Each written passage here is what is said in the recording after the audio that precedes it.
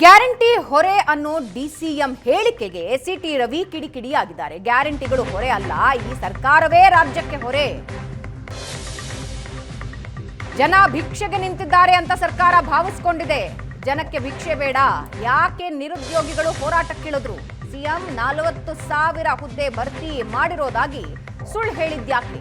ಜನ ಭಿಕ್ಷೆ ಕೇಳ್ತಾ ಇಲ್ಲ, ಭಿಕ್ಷೆಗೆ ಕೈಯೊಡ್ಡಿ ನಿಂತಿಲ್ಲ ಅಂದಿದ್ದಾರೆ ಸಿಟಿ ರವಿ.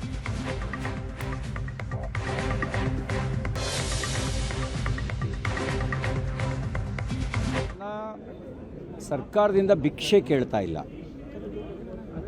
ಇವರು ಭಿಕ್ಷೆ ಕೊಡೋ ರೀತಿಯಲ್ಲಿ ಅದನ್ನು ಪರಿಭಾವಿಸ್ತಾ ಇದ್ದಾರೆ. ಜನ ಭಿಕ್ಷೆಗೆ ಯಾರೂ ಕೈಯೊಡ್ಡಿ ನಿಂತಿಲ್ಲ.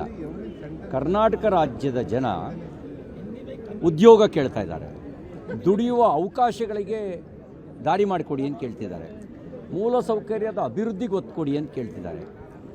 ನಮಗೆ ಶಿಕ್ಷಣ ಮತ್ತು ಆಸ್ಪತ್ರೆ ಸೌಲಭ್ಯ ಉಚಿತವಾಗಿ ಸಿಗಲಿ ಅಂತ ಅಪೇಕ್ಷೆ ಪಡ್ತಾ ಇದ್ದಾರೆ.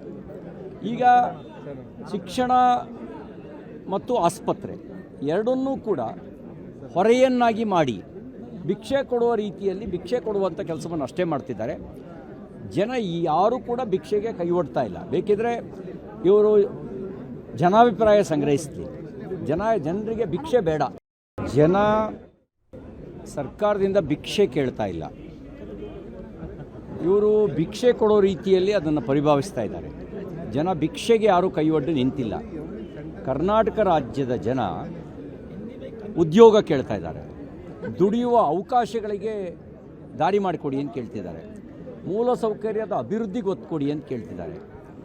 ನಮಗೆ ಶಿಕ್ಷಣ ಮತ್ತು ಆಸ್ಪತ್ರೆ ಸೌಲಭ್ಯ ಉಚಿತವಾಗಿ ಸಿಗಲಿ ಅಂತ ಅಪೇಕ್ಷೆ ಪಡ್ತಾ ಇದ್ದಾರೆ.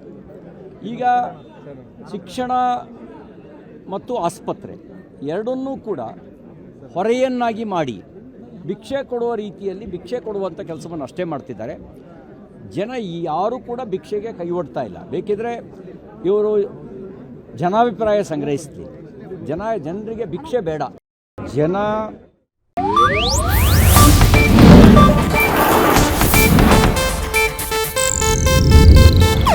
ಇದು ಏಷ್ಯಾನೆಟ್ ನ್ಯೂಸ್ ನೆಟ್ವರ್ಕ್ ಪ್ರಸ್ತುತಿ.